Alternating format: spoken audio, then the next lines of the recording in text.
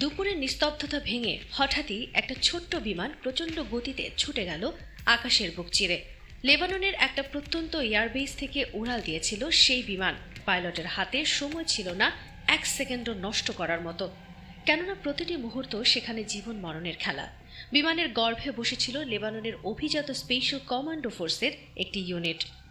দেশের দক্ষিণ প্রান্তের একটি সামরিক ঘাঁটি থেকে জরুরি কল এসেছিল মাত্র কিছুক্ষণ আগে।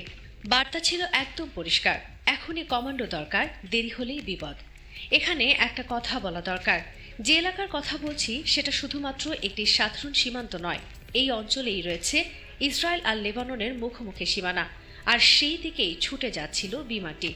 কেন এত তাড়াহুড়ো? কি এমন ঘটেছিল সেখানে? এই প্রশ্নগুলোর উত্তর লুকিয়ে আছে 2 ঘন্টার আগের একটি ঘটনার মধ্যে। সবকিছু শুরু হয়েছিল একদম স্বাভাবিকভাবে, প্রতিদিনের মতোই চলছিল কার্যক্রম। যেহেতু এই জায়গাটা দুই দেশের সীমানায় অবস্থিত, তাই এখানে নিরাপত্তার বিষয়টা সবসময় অত্যন্ত করা থাকে। একটা পাখিও যদি উড়ে যায় সেটাও চোখ এড়ায় না। লেবাননের রাডার কন্ট্রোল রুমে সেদিনও সব ঠিকঠাক চলছিল। ক্যাপ্টেন কাশেম ফরহাদি নামে এক অফিসার তার ডিউটি শেষ করে বাইরে বের হচ্ছিলেন। হঠাৎ করে তার চোখ আটকে গেল দূরের আকাশে। একটা বিমান অসম্ভব দ্রুত গতিতে উড়ে যাচ্ছিল, কিন্তু অবাক ব্যাপার হলো কোনো শব্দ নেই, একদম নীরবে চলে যাচ্ছে আকাশের উপর দিয়ে। এত দ্রুত গতির একটি বিমান কিভাবে এতটা নিঃশব্দে চলতে পারে? এই প্রশ্নটা তার মাথায় ঘুরপাক খেতে লাগলো। কাশেম ফরহাদি অভিজ্ঞ মানুষ, সহজে ঘাবড়ে যান না। তিনি দ্রুত পায়ে ফিরে গেলেন রাডার কন্ট্রোল রুমে। রাডার সিস্টেম চালু করা হলো, কিন্তু স্ক্রিনে কিছুই ধরা পড়ল না। যেন আকাশে কিছুই নেই, যেন সবকিছু কল্পনা মাত্র। কিন্তু ক্যাপ্টেন ফরহাদি নিজের চোখকে বিশ্বাস করেন। তিনি জানেন তিনি কি দেখেছেন। আসলে এই ধরনের ঘটনা তাদের জন্য নতুন কিছু নয়।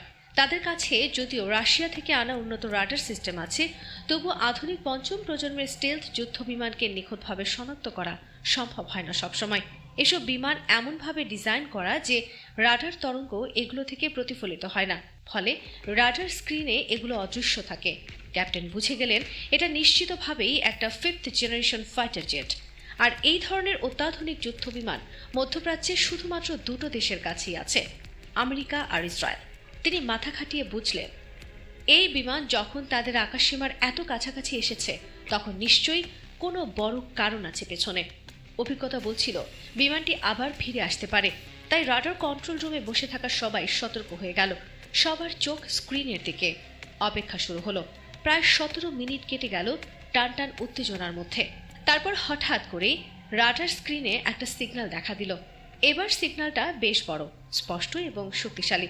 কিন্তু বিস্ময়ের ব্যাপার হলো এই সিগন্যাল তাদের আকাশসীমা থেকে মাত্র 7 মাইল দূরে, আর ধীরে ধীরে এগিয়ে আসছে সীমান্তের দিকে। এখানে একটি কথা পরিষ্কার করা দরকার, যুদ্ধবিমান কখনোই এত বড় রাডার সিগন্যাল তৈরি করে না। এগুলো এমনভাবে বানানো হয় যাতে যতটা সম্ভব রাডারে অদৃশ্য থাকে। কিন্তু এখানে ঘটনা সম্পূর্ণ উল্টো, যেন কেউ ইচ্ছা করেই নিজেকে প্রকাশ করছে রাডারে। এটা কি কোনো ফাঁদ নাকি অন্য কিছু? ক্যাপ্টেন কাশেম ফরহাদি কোনো রকম ঝুঁকি নিতে চাইলেন না। তিনি তৎক্ষণাৎ নির্দেশ দিলেন এয়ার ডিফেন্স সিস্টেম সক্রিয় করার। যদিও তিনি ভালোভাবেই জানতেন তাদের ডিফেন্স সিস্টেম খুব বেশি উন্নত নয়। লেবানন সাধারণত S-25 নেভা সিরিজের এয়ার ডিফেন্স সিস্টেম ব্যবহার করে। এতে থাকা মিসাইলগুলো ঘন্টায় প্রায় 3500 কিলোমিটার গতিতে চলতে পারে। কিন্তু সমস্যা হলো এগুলো সর্বোচ্চ 35 কিলোমিটার দূরত্বের লক্ষ্যবস্তুতে আঘাত করতে পারে। ফলে অত্যাধুনিক স্টেলথ যুদ্ধ বিমানের বিরুদ্ধে এই সিস্টেম খুব একটা কাজের নয়। কিন্তু তবুও প্রস্তুত থাকা ছাড়া উপায় কি? কয়েক মিনিট পর রাডার কন্ট্রোল রুমে বসে থাকা অফিসাররা আরেকটা অদ্ভুত ব্যাপার লক্ষ্য করলেন। বিমানটা সীমান্তের একদম কাছে এসে কিছুক্ষণ যেন ভেসে রইল এক জায়গায়, তারপর আবার ঘুরে ফিরে গেল যে দিক থেকে এসেছিল। এই আচরণটা মোটেও স্বাভাবিক নয়। একটা যুদ্ধ বিমান কেন এভাবে আচরণ করবে?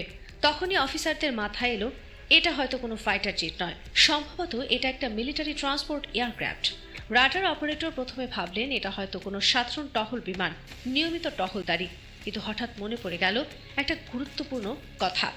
এই ধরনের ট্রান্সপোর্ট দিয়ে বিমান থেকে সৈন্য নামানো হয় প্যারাসুট দিয়ে। হার্টবিট বেড়ে গেল সবার। পুরো বিষয়টা নিশ্চিত হতে হবে, তাই দেরি না করে তারা নিজেদের তৈরি মুজাহির সিরিজের একটি ড্রোন পাঠিয়ে দিলেন আকাশে। মাত্র কয়েক মিনিটের মধ্যেই ড্রোনের ক্যামেরায় পরিষ্কার দেখা গেল আসল চিত্র। ওই ট্রান্সপোর্ট বিমান থেকে সৈন্যরা প্যারাসুট খুলে নিচে নেমে পড়েছে। প্যারাগ্লাইডিং করে তারা ঠিক সীমান্ত এলাকায় অবতরণ করেছে। আর এই পুরো ঘটনাটাই ঘটেছে তাদের চোখের সামনে, অথচ তারা বুঝতেই পারেননি। এখন আর একটা মুহূর্ত দেরি করা যায় না। সঙ্গে সঙ্গে খবর পৌঁছে গেল লেবাননের প্রধান মিলিটারি কমান্ডো সেন্টারে। সেখানে অপেক্ষমান ছিল স্পেশাল কমান্ডো ফোর্স। শুনলে অবাক হবেন, লেবাননের এই কমান্ডো ইউনিট পুরো মধ্যপ্রাচ্যে তাদের দক্ষতা আর সাহসিকতার জন্য বিখ্যাত। নির্দেশ পাওয়ার সাথে সাথে তারা ছুটে গেল বিমানে। যদিও তাদের কাছে আধুনিক সামরিক বিমান রয়েছে, কিন্তু দ্রুত যাতায়াতের জন্য তারা ছোট আকারের বিমান ব্যবহার করে থাকে, কারণ এগুলো দ্রুত এবং চটপটে। বিমান উড়াল দিল। মাত্র 16 মিনিটের মধ্যেই তারা পৌঁছে গেল দক্ষিণ সীমান্তের মিলিটারি বেইজে। কিন্তু একটা সমস্যা ছিল, এই ছোট বিমানে একবারে মাত্র 16 জন কমান্ডো নিয়ে যাওয়া সম্ভব। তাই বিমানটিকে আবার ফিরে গিয়ে নতুন করে শূন্য আনতে হবে, সময় বাঁচাতে হবে। প্রতিটি সেকেন্ড এখন মূল্যবান। তাই কমান্ডোদের নামার একমাত্র উপায় ছিল প্যারাসুট নিয়ে সরাসরি নিচে লাফিয়ে পড়া। ভাগ্যিস এই কাজে তারা অত্যন্ত দক্ষ এবং প্রশিক্ষিত।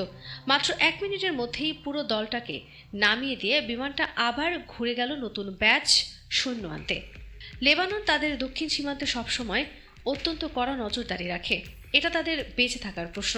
সামান্যতম দুর্বলতা দেখা দিলেই তারা সঙ্গে সঙ্গে সেই অংশকেও শক্তিশালী করে তোলে। প্রতিটি মুহূর্তের তারা সচেতন এবং সতর্ক। হ্যাঁ, তাদের কাছে অত্যাধুনিক ফাইটার জেট নেই, কিন্তু তাদের রয়েছে শক্তিশালী ড্রোন প্রযুক্তি। আর এই কারণে সীমান্তে বড় ধরনের কোনো উত্তেজনা সৃষ্টি হওয়ার আগেই তা নিয়ন্ত্রণে নিয়ে আসা সম্ভব হয়। এখন প্রশ্ন হলো, এই ট্রান্সপোর্ট বিমান থেকে যারা নেমেছিল তারা কারা ছিল? তাদের উদ্দেশ্য কী ছিল? কেন তারা এত গোপনে অনুপ্রবেশের চেষ্টা করেছিল? কমান্ডো ফোর্স পৌঁছানোর পর কী ঘটেছিল? এসব প্রশ্নের উত্তর এখনও রহস্যাবৃত। কারণ প্রতিপক্ষ ভালো করেই জানে লেবানন তাদের সার্বভৌমত্বের প্রশ্নে এক চুলও ছাড় দেয় না। তারা জানে লেবানন তাদের মাটিতে অবৈধ অনুপ্রবেশ মোটেও বরদাস্ত করবে না। এই পুরো ঘটনা থেকে একটা বিষয় পরিষ্কার হয়ে যায়, আধুনিক যুদ্ধ এখন শুধু অস্ত্রের খেলা নয়, এটা প্রযুক্তির লড়াই, বুদ্ধিমত্তার প্রতিযোগিতা আর সতর্কতার পরীক্ষা। যে দেশ তার আকাশসীমা নিয়ন্ত্রণে রাখতে পারে সে দেশই টিকে থাকার লড়াইয়ে এগিয়ে থাকে। লেবানন তাদের সীমিত সামরিক সক্ষমতা নিয়েও যে সতর্কতা এবং দ্রুততা দেখিয়েছে তা সত্যি প্রশংসনীয়। তাদের রাডার অপারেটররা যে সময় মতো সিদ্ধান্ত নিয়েছিলেন তা হয়তো একটি বড় বিপদ থেকে দেশকে রক্ষা করেছে। সীমান্ত অঞ্চলে এখনও টানটান উত্তেজনা বিরাজ করছে। কমান্ডো ফোর্সের সৈন্যরা সজাগ অবস্থায় আছেন, রাডার স্ক্রিনে চোখ রেখেছেন অপারেটররা, কারণ তারা জানেন এই শান্ত আকাশের নিচে যে কোনো মুহূর্তে ঝড় উঠতে পারে এবং সেই ঝড়ের মোকাবেলায় তাদের প্রস্তুত থাকতে হবে সবসময়।